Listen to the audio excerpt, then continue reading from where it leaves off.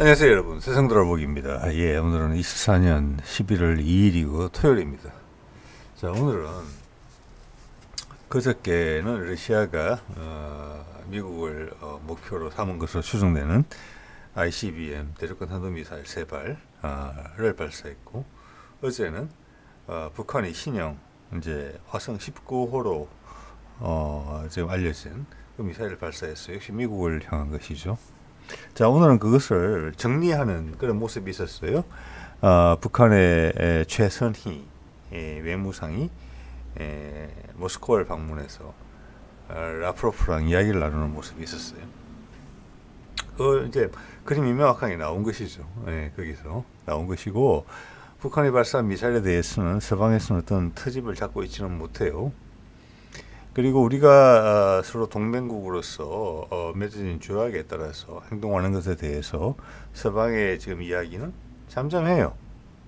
하루 이틀 그러다가 말았죠.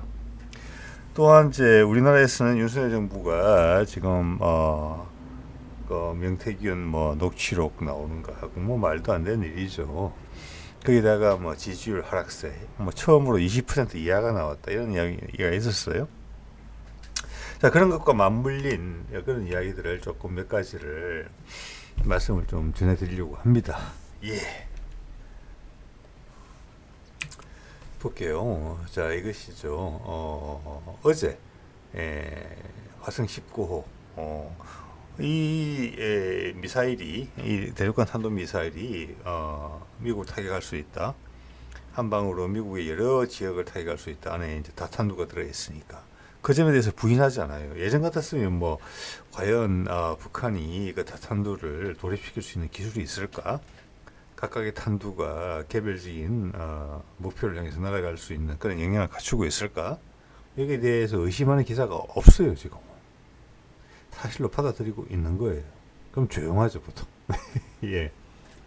그리고 이제 이미 검증된 실력을 갖춘 러시아의 미사일 발사가, 대륙간 탄도탄 발사가 10월 30일 있었어요. 이 두 개는 서로 손을 잡고 하는 것이다. 왜냐? 북한이 러시아에 파병을 했으니까. 지금 당연히 우크라이나에서 러시아가 유리하죠. 그 우크라이나에 투입하겠다는 게 아니고 쿠르스크를 일단 보냈다. 이것은 이제 여러 가지 이제 구설에 휘말릴 수 있는 거지만, 푸틴과 김정은이 그런 수를 뒀다는 것은 이 메시지가 미국의 트럼프가 우세한 대선을 순리대로 밀어라. 순리대로 풀리게 해라. 딥스테이트이 혹시 오판하지 마라.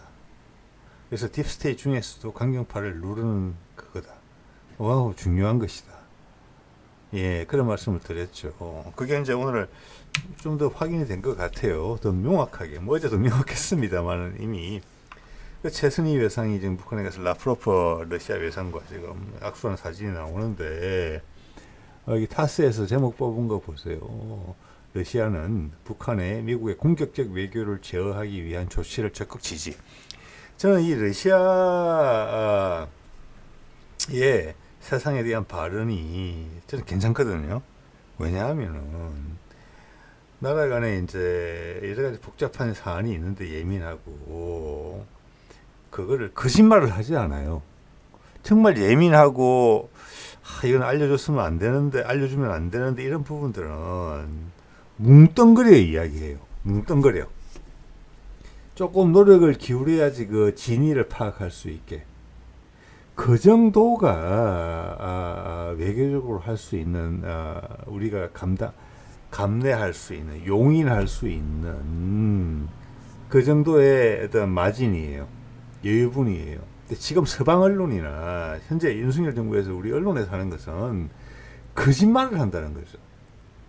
그리고 거짓말이 아니면은 전혀 현실과 동떨어진 다른 조그만 사실을 가지고 와서 침소봉대하거나 아주 중요한 사실들을 보도하지 않거나 왜곡하는 거죠. 러시아는 최소한 그러지는 않아요. 우리도 과거 민주당 정부 때 외교적인 발언 은사들을 보면 그렇게 했었습니다. 그게 정도예요. 근데 지금은 정치는 거짓말이다. 정치가는 거짓말쟁이다. 이런 인식이 팽배해 있잖아요. 여러분, 그런 나라가 잘 될 수 있겠습니까? 정치는 못 믿는데. 정치는 거짓말하는 사람들이다. 정치인과 거짓말쟁이가 동일시되고 있다. 그럼 그 나라 망한다는 소리예요. 네. 자, 그런 점에서 어떤 새로운 불씨를 보여준다 이런 부분이 있어요. 러시아는 분명히 크게 뭐랄까 이 세상의 정치가 망가지는 것에 어떤 마지막 그 마지노선 같은 역할을 해준다고 봐야 돼요. 네. 자, 이 말을 해서 그래서 여기서는 뉘앙스가 깔려 있는 거고 100% 구체적으로 이야기하지 않지만 러시아, 북한의 미국 공격적 외교를 제어하기 위한 조치는 뭡니까? 어제 화성 19호 발사한 거예요. 공격적 외교는 뭐냐? 지금까지 시행해 왔던 거고 미국 대선이 다음 주 화요일로 다가왔습니다. 2, 3일밖에 안 남았죠. 거기서 해리스가 당선이 되면은 이 공격적 외교가 계속 지속될 거다. 그런데 지금 판세는 트럼프한테 확연히 유리하다. 그런데 왜 이런 것을 사전에 작업을 할까? 그것은 미국의 일부 세력이 그걸 용인하기 힘들어한다. 왜냐? 지난 7, 80년간 거기에 기대 살아온 빨대를 꽂아놓은 세력이 있기 때문에. 심지어 우리 윤석열까지 올라타잖아요. 우리나라의 윤석열을 위시해서 그 밑에 딸려 올라온 많은 세력들이, 유럽에도 그런 세력들이 많이 있습니다. 업계에도 있을 거고 자본가 세력에도 있을 거예요. 산업계에도 있을 거예요. 그 기울어진 지형을 활용해서 쉽게 이익을 취했던, 그렇기 때문에 이게 단단히 나서는 것입니다. 예, 저는 제 개인적인 생각이죠. 자, 그러면서 타스 통신에서 예외적으로 북한 관련 소식을 많이 전했어요. 제가 일주일에 한 번 정도 보는 것 같습니다. 평균. 여태까지 살펴본 바 중에서는 북한 관련 소식이 제일 많이 나왔어요. 자, 위에 보죠. 라프로프 발언을 통해서 북러 관계 역대 최고다. 예. 그 밑에 발언 볼게요. 당연히 최고죠. 지금 목숨을 건 전투에 나서겠다고 손을 잡았으니까. 자, 그 밑에 북러 전략적 제휴는 유라시아 대륙을 안정시킨다. 여기에도 여러 가지 복선이 깔려 있다고 봅니다. 여기서 유라시아 대륙을 언급했거든요. 이런 언급이 정치적 발언에서 잘 안 나와요. 자, 이것은 뭐냐면 라프로프의 이 발언은 뭐냐면은 지금은 나토라는 툴을 통해, 나토라는 그 형식을 통해서 미국이라는 해양 세력이 거기에 이제 줄을 대서 연맹하고 있는 또 다른 해양 세력인 영국, 그리고 동양에 있는 해양 세력의 대표인 일본이 유라시아 대륙 자체를 경직시키고 지배하고 있거든요. 자, 거기에서 탈피한다는 의미로서 유라시아 대륙을 언급한 것이고, 안정화시킨다는 것은 그들 해양 세력의 영향력이 유라시아 대륙 바깥으로 밀려난다. 어떻게 이야기하면 유럽이 나토의 틀에서 벗어나게 된다는 것을 의미해요. 해양 세력이 아웃을 의미하는 거예요. 그렇지만 그렇게 되면 패권의 전격적인 이동이기 때문에 세상이 전쟁이나 마찰을 피할 수가 없게 된다. 자, 그것을 가장 이어주는 큰 틀은 유라시아 대륙의 패권이, 즉 해양 세력이 물러나면 유라시아 대륙이 패권을 잡는데 거기에 중국이 급부상하고 있다. 급부상한다기보다는 유력하다. 그럼 또 다른 패권이다. 해양에서 그냥 유라시아로 넘어온 것에 불과하다. 즉 그 말은 해양 세력의 몰락을 의미한다. 그럼 또 전쟁이다. 왜? 그걸 용납하기 싫으니까. 해양 세력은 모든 수단방법을 강구한다. 그것을 러시아가 조율하고 있는 것이죠. 그래서 일단 유라시아 대륙을 안정시킨 다음에 북한과의 역대 관계가 역대 최고인 것은 한반도가 유라시아 대륙과 대륙 세력과 해양 세력이 소통할 수 있는 장을 마련해서 양쪽이 다 살 수 있게 만든다. 그러면서 중국이 견제가 된다. 이걸 한번 더 확인하게 돼요. 그의 말이 다 녹아 있습니다. 이게. 이렇기 때문에 라프로프가 지금 장기 집권하고 있는 푸틴 밑에서 오랫동안 외무부 장관을 하고 있는 것입니다. 예. 자, 그러자 여기에 대해서 이제 어떤 일정한 부분에 반응이 있는데, 북한군의 러시아 파병, 그리고 ICBM 발사, 미국을 향한 것이고, 러시아도 발사했죠. 그런데 미국이 지금 한 대응은, 군사적 대응은 이거예요. 미국 중동의 추가 전력 파견. 뜬금없잖아요. 러시아와 북한이 그렇게 강력하게 위협을 가했는데 너희를 우리가 조져버릴 수 있어. 너 죽고 아니면 죽고 살기로 해볼 거야 우리. 이런 메시지를 던졌는데 미국은 피해갔어요. 이걸 보면 왜 그에 관련된 기사가 안 나오니까. 중국과 러시아, 죄송합니다. 북한과 러시아의 이런 모습에 대해서 강력히 대응하는 모습을 보이지 않았거든요. 그래서 미국 중동의 추가 전력 파견 이거예요. 나온 것은 지금 가장 공격적인 행보는. 근데 내용을 들여다보면은 이것도 약간 말이 안 돼요. 미국이 심란하고 위축돼 있어요. 거기다가 트럼프의 부상이라는 부분이 있기 때문에 딥스테이시 우물쭈물 하고 있어요. 그냥 이 우물쭈물 한대로 가게 되면은 그냥 당선되는 거예요, 트럼프. 이게 푸틴이 생각하는 최고의 그건지도 몰라요. 약간의 저는 긍정적인 신호가 있다고 봅니다. 미국이 트럼프한테 장난을 치지 않을 것 같다는 생각이 들거든요. 이거 보면서 이 내용을 볼까요? 중동에다가 이지스 구축함, 전투기 편대, 공중급유기, B-52 폭격기를 보내는데 정파를 하는데 이것은 뭐냐? 링컨 항모 전단과 교체. 현재 지중해 하나 그리고 이쪽에 이제 홍해 쪽에 하나 해서 두 개의 항모 전단이 가 있습니다. 그런데 그 중에 한 개를 빼면서 이런 세력을 넣겠다는 거예요. 이건 말장난이에요. 기본적으로는 똑같은 거예요. 전력이 크게 상승하는 부분이 없어요. 그리고 B-52 같은 경우 최근에도 보면 뭐 B2인가 그걸로 후티를 폭격했다고 이제 이야기를 했는데 B-52 폭격기는 월남전 때부터 뭐 그 전부터 있었고요. 월남전에 투입됐다가 러시아의 지원을 받은 그 러시아의 방공 미사일들의 지원을 받은 베트남 군들한테 많이 떨어졌어요. 한계가 뚜렷한 기종이에요. 근데 지금 세상에 이걸 다시 띄운다? 이건 제스처예요, 제스처. 우리가 노력을 한다는. 누구한테? 미국에 영향력을 미치고 있는 유태인들한테. 이거 지금 많이 도움이 안 돼요. 이 지상군에 대한 이야기는 전혀 없잖아요. 거의 기존의 전력을 그냥 교체하는 정도예요. 고생 많이 했으니까 몇 달간. 이걸로 이란이나 후티나 하마스 내지는 헤즈볼라를 칠 수 있는 여건이 전혀 아니에요. 이것은 그런 미국의 입장을 가장 크게 과대 포장해서 이야기한 것일 따름이에요. 그래서 종합적으로 봤을 때 북한에 대한 반응, 말만 하는 거죠. 러시아에 대한 반응, 뭐 말도 없는 것 같아요. 그 둘이 손잡았다는 데에서는 더더욱 말이 없어요. 군사적 대응은 말할 것도 없고, 예, 미국이 엄청나게 위축됐다는 겁니다.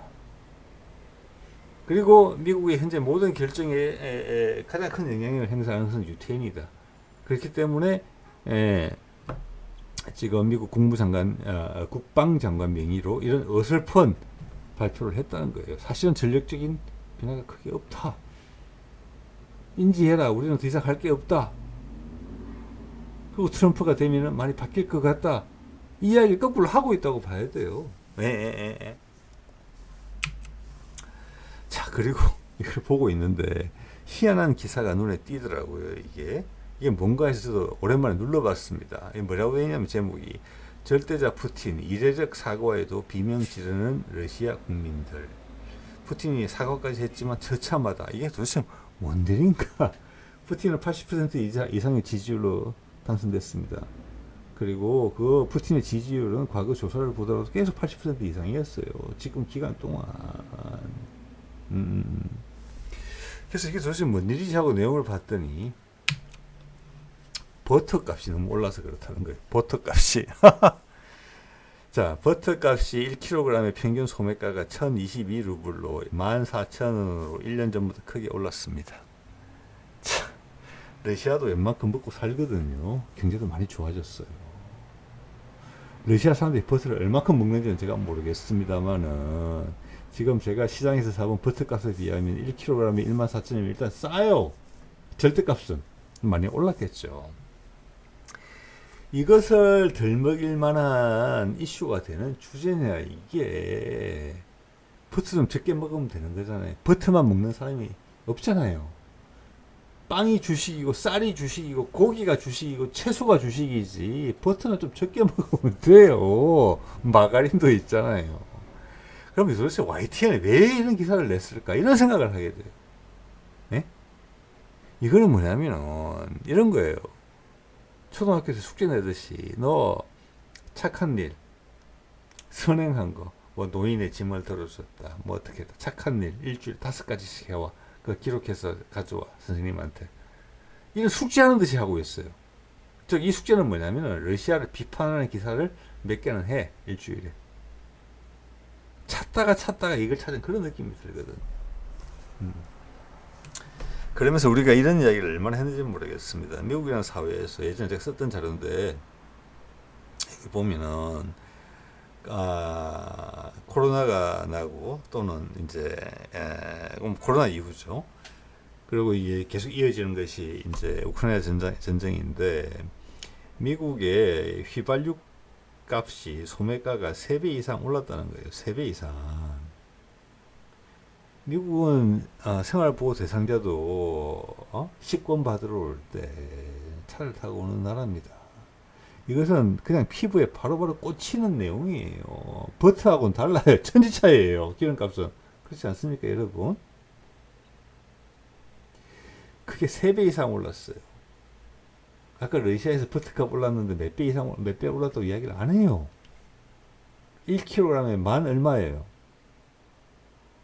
못 먹을 정도 아니잖아요, 그러면.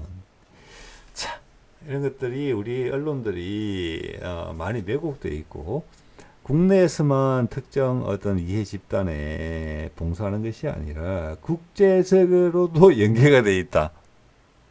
그 하부 구조에 들어가 있다. 이런 걸 이제 새삼스럽게 느끼게 됩니다. 이 기사를 보면서. 예. 자, 이거는 이 기사를 한번 소개를 드릴게요. 제가 어제도 잠깐 말씀드렸는데 알라스테어 크루크라고 전 MI6의 요원이고 MI6라고 그러면은 영국의 CIA이고 우리가 보는 그 제임스 본드 영화에 제임스 본드가 소속된 기관이기도 하죠. 자, 여기서 어떤 이야기를 했느냐면은 제가 이 사람 이야기를 가끔 듣습니다. 중동 전문가고 MI6 요원을 오랫동안 했고 그가 많이 했던 부분은 뭐냐면은 아랍에서 이스라엘과 아랍계를 화해시키는 중재하는 그게 문제가 틀어지면 거기를 가서 전쟁이 아닌 협상을 통해서 해결할 수 있게 영국에서 크게 인정을 받은 그런 사람입니다. 예. 그러다가 아마 이스라엘에서 쫓겨났을 거예요. 이스라엘의 이해와 반하기 때문에 쫓겨났던 겁니다. 쫓겨난 이유는 뭐냐? 그가 MI6 요원이라는 것을 숨겼다는 게 외교관 신분으로 와 있는데, 근데 그가 영국으로 돌아가지 않고 베이루트에 남으면서 그 관련 일을 계속 하고 있어요. 그래서 이스라엘 내부에도 그에게 많은 정보를 제공하는 소스가 있다는 거예요. 왜? 남북하고 전쟁으로 해결하려고 하지 않는 사람이니까. 인정받는 사람이에요. 거기서. 이 사람이 이스라엘의 최근에 공격이 잘 안 됐다라는 것을 설명해 주고 있어요. 그게 가장 큰 게 뭐냐면, 그 F-35도 들어가 있고, 여러 가지 들어가 있는데, 전에도 제가 말씀드렸다시피, 한 번 더 확인을 해줘요, 이 사람이. 자, 요르단 상공을 거쳐서, 그 다음, 이라크 상공을 거쳐서 이란에 진입하려고 했는데, 60에서 한 100km 근접을 했더니, 그게 1파예요. 그래서 이 사람은 원래는 이스라엘 공군이 3파로 예상을 했는데 1파에서 중단됐다는 겁니다. 왜 중단됐느냐? 1파가 본격적으로 진입해서 그때 아마 주요 목표가 이란의 대공망이었던 것 같아요. 그것은 지난번에 이란이 공격했을 때 이스라엘 방공망이 상당히 망가진 것으로 봐져요. 왜? 상응하는 공격을 했다고 했잖아요. 상응. 그래서 대레이더 미사일, 함유의 대레이더 미사일을 많이 발사하려고 했던 것 같아요. 예. 그러기 위해서는 이란 국경을 넘어갔어야 돼요. 사정거리를 감안했을 때.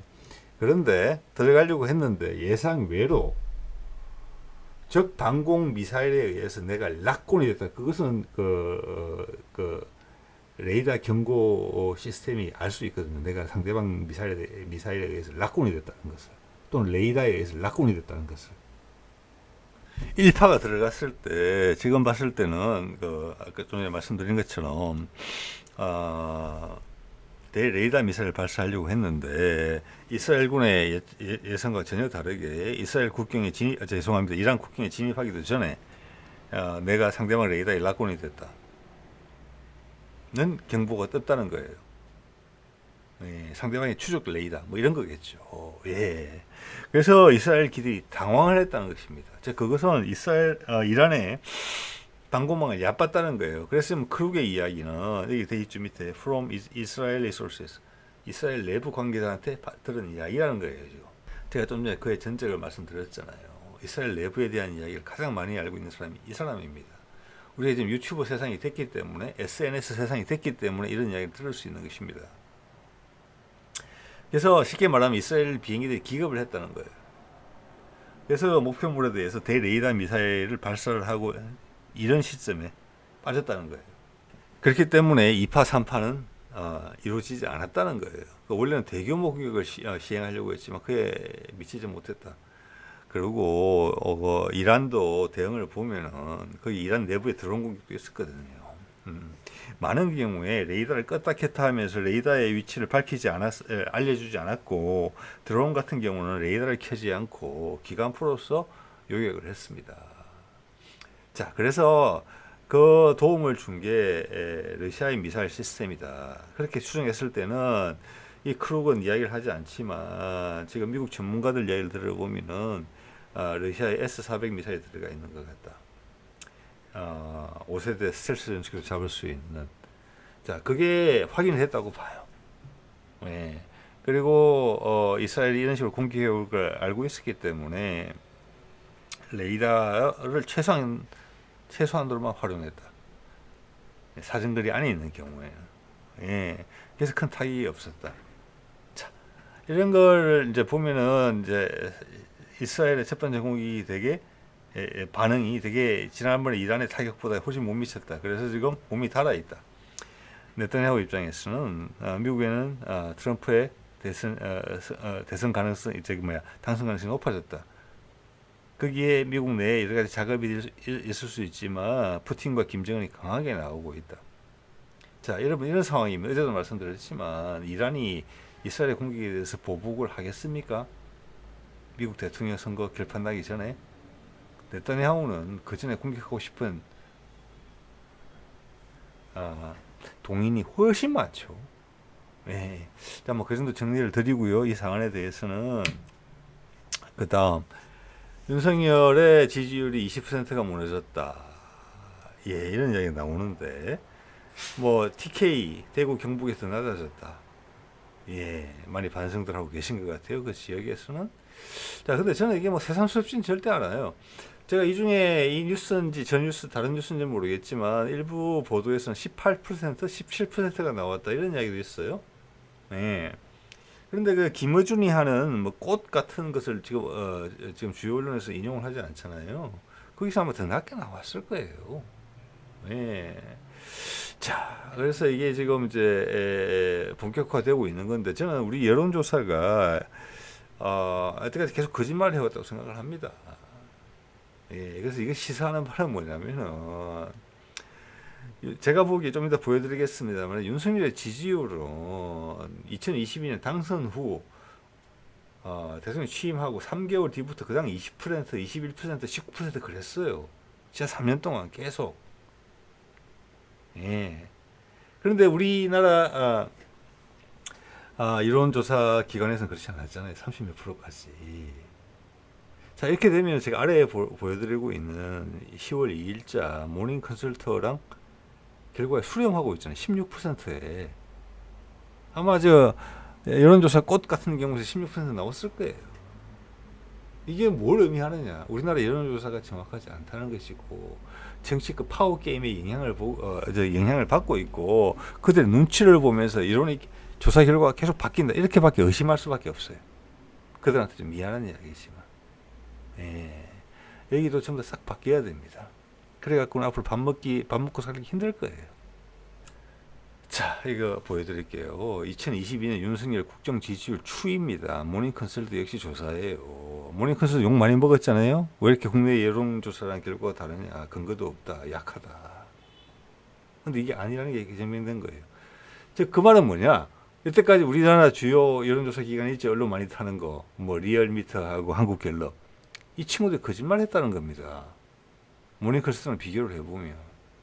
이제 살라고 신실에 가깝게 말하기 시작했다는 거 그것에 불과해요. 그럼 여태까지 윤석열은 거품 위에 살았다는 거예요. 자, 예. 이거 보십시오. 5월, 6월 지나면서 최대 취임 직후죠. 40%까지 지지율이 있었지만 그 이후로 떨어지기 시작해서 2022년 8월 말에 가면은 이미 20% 이하로 떨어집니다. 그 이후로 계속 유지됐어요, 지금까지. 또 최근 몇 달간에 좀 더 떨어졌어요. 몇 %? 모닝컨설트 기준으로 16%예요.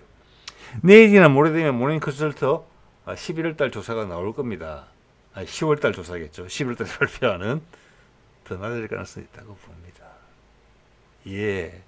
자, 이게 여론이라는 것이, 언론이라는 것이, 그리고 여론조사도 그 언론을 형성하기 위한, 여론을 형성하기 위한 기초 자료잖아요. 거기서부터 입김이 행사됐다는 걸 여러분 느끼셔야 돼요. 여기서. 여러분 소중한 한 인생, 인연이 돼서 태어나셨는데 나의 에너지, 나의 욕구, 나의 옳고 그름에 대한 판단이 이런 거짓말에 의해서 내 인생이 왔다리 갔다리 한다면 여러분 재수 없잖아요. 지금 그런 거예요. 그래서 윤석열한테 하고 싶은 한마디는, 그리고 그 여론조사 기관들에게 대해서 하고 싶은 한마디는 이겁니다. 이철수라는 판화가 아시는 분은 아실 거예요. 98년도 작입니다. 땅콩을 농사 짓고 있어요. 예산 시골 가서 땅콩을 따면서 한 적은 글입니다. 땅콩을 거두었다. 덜 익은 놈일수록 줄기를 놓지 않는다. 덜 된 놈, 덜 떨어진 놈. 시적절한 말이라고 생각합니다. 20년이 30년이 다 돼가는 이야기지만 네. 자, 이거 한번 우크라이나 이야기를 해볼게요. 자, 우크라이나 전황에 대한 것을 우리가 분명히 이해를 해줘야 되는 부분이에요. 국내의 많은 여론이 잘 모르고 있어요. 예, 러시아가 간당간당하다. 자, 최근에 우크라이나 전장의 전황에 대해서 명확히 우리가 이해할 수 있게 도움이 되는 자료가 하나 나왔습니다. 우크라이나 국회의원, 그림 속에 보는 인물입니다. 안나 스코르코드. 제가 발음 정확한지 모르겠습니다. 언론에 공개를 했습니다. 정확한 숫자는 얘기 안 했지만 우크라이나군이 탈영을 엄청나게 하고 있다. 6만 건 이상이 보고가 되고 있다. 6만 건 이상이. 러시아는 항상 이야기해왔죠. 강제 징집대 와서 최전방에 투입되면 바로 항복한다. 그게 그 짓이 아니라는 겁니다. 그런데 이 전쟁을 러시아가 겨우겨우 이기고 있겠습니까, 여러분? 여기 보십시오. 탈영자가 10만 명 이상이다. 라고 좀 전에 그 국회의원이 자료를 가지고 이야기를 했어요. 당연히 젤렌스키에 반대하는 파에 속하는 의원입니다. 이 정도 이야기를 거짓말로 하기는 어렵다고 봅니다. 그리고 여러 가지 맥락과 동일시 되거든요. 그제도 말씀드렸지 않습니까? 10대가 징병될까봐. 지금 60대까지는 10대 10몇 살에서 60살까지는 우리 예비군 민방위 생각하시면 돼요. 우크라이나를 출국할 수가 없게 돼 있어요. 병력이 모자라기 때문에.